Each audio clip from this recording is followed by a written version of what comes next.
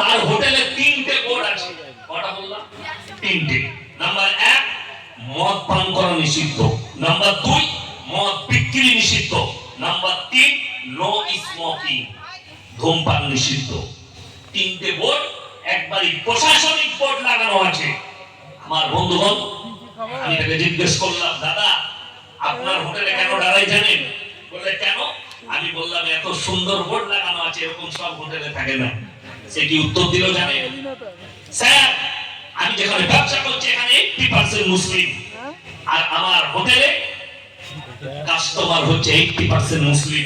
আর আমি জানি আপনাদের ধর্মে মদ স্পর্শ করা হারাম, অথচ আপনি চলুন তার হোটেল থেকে 20 কিলোমিটারের মাথায় দুদিকে মুসলিমদের হোটেল দেখাবো, হারামখোর মদ খাই আর মদ বিক্রি করছে। আপনাকে চোখে আঙ্গুল দিয়ে দেখিয়ে দেবো।